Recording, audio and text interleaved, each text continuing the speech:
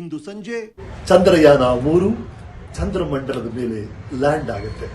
ಆ ಲ್ಯಾಂಡಿಂಗ್ ಯಶಸ್ವಿಯಾಗಲಿ. All the best ISRO. Bharata ದೇಶದಲ್ಲಿ ಇವತ್ತು ನಿಜವಾಗ್ಲೂ ಹೆಮ್ಮೆ ಪಡುವಂಥ, ಖುಷಿ ಪಟ್ಟುಕೊಳ್ಳುವಂಥ, ಜಗತ್ತೇ ನಮ್ಮನ್ನು ಮೆಚ್ಚಿಕೊಳ್ಳುವಂಥ ಕೆಲಸ ನಮ್ಮ ವಿಕ್ರಮ ಇವತ್ತು ಚಂದ್ರಯಾನವನ್ನು ಯಶಸ್ವಿಯಾಗಿ ಪೂರೈಸ್ತಾನೆ ಅನ್ನೋದೇ ಒಂದು ನಂಬಿಕೆ.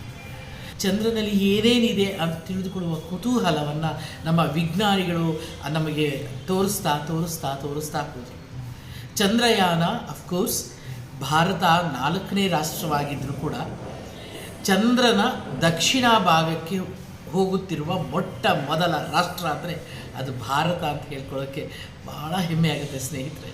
ಧರ್ಮ, ಜಾತಿ, ಮತ, ಭಾಷೆ ಏನು ನೋಡದೆ ದೇವರಲ್ಲಿ ಪ್ರಾರ್ಥನೆ ಮಾಡ್ತಾ, ಅದು ದೇವಾಲಯಗಳಲ್ಲಿರ್ಬೋದು, ಮಸ್ಜಿದಲ್ಲಿರ್ಬೋದು, ಚರ್ಚ್ಗಳಲ್ಲಿರ್ಬೋದು, ಶಾಲೆಗಳಲ್ಲಿರ್ಬೋದು, ಮಕ್ಕಳು ಪೂಜೆ ಮಾಡೋದಿರ್ಬೋದು, ಎಲ್ಲರೂ ಕೂಡ ನಾವೆಲ್ಲ ಪ್ರಾರ್ಥನೆ ಮಾಡ್ತಿದ್ದೇವೆ ನಮ್ಮ ಚಂದ್ರಯಾನ ನಿಜವಾಗ್ಲೂ ವಿಕ್ರಮ ಸಾಧಿಸಬೇಕು ಅಂತ ಹೇಳಿ ನಾವಂತೂ ಕಾತರದಿಂದ ಕಾಯ್ತಾ ಇದ್ದೇವೆ.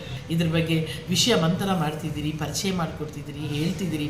ಮಕ್ಕಳಿಗಂತೂ ಇದು ತುಂಬ ಸಹಾಯವಾಗಿದೆ. ತುಂಬ ಥ್ಯಾಂಕ್ಸ್ ನಿಮಗೆಲ್ರಿಗೂ. ಕನ್ನಡ ಎಲ್ಲ ವಾರ್ತಾ ವಾಹಿನಿಗಳಿಗೆ ನಿಮಗೆಲ್ರಿಗೂ ಕೂಡ ತುಂಬ ಥ್ಯಾಂಕ್ಸ್ ಹೇಳ್ತೀನಿ.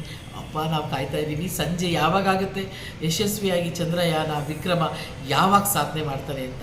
ನಮಸ್ಕಾರ. ಎಲ್ಲ ಭಾರತೀಯರಿಗೂ ಒಂದು ಪ್ರೌಡ್ ಮೂಮೆಂಟು, ಯಾಕಂದರೆ ಚಂದ್ರಯಾನ 3 ಯಶಸ್ವಿಯಾಗಿ ಲ್ಯಾಂಡ್ ಆಗ್ತಾಯಿದೆ. ಸೊ ನಾವೆಲ್ಲರೂ ಇದಕ್ಕೆ ಹೆಮ್ಮೆ ಪಡಬೇಕು. So ISRO, all the best, good luck, be rakhi.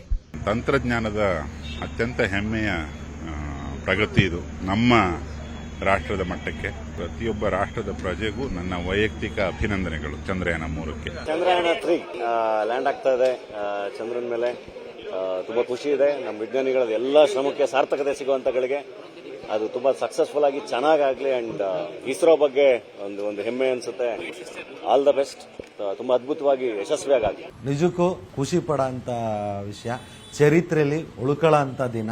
ಒಬ್ಬ ಭಾರತೀಯನಾಗಿ ನಮ್ಮ ಇಸ್ರೋ ವಿಜ್ಞಾನಿಗಳಿಗೆ ನನ್ನ ಹೃತ್ಪೂರ್ವಕ ನಮನ ಅಂತ ಹೇಳ್ತಾ, ನಾವೆಲ್ಲ ಪ್ರೌಡ್ ಟು ಬಿ ಇಂಡಿಯನ್ ಅಂತ ಎದೆ ತಟ್ಕೊಂಡು ಹೇಳೋಂಥ ಒಂದು ಪುಣ್ಯವಾದ ದಿನ. ಎಷ್ಟೋ ವಿಜ್ಞಾನಿಗಳ ಹಗಲಿರುಳು ಶ್ರಮ ಇದು.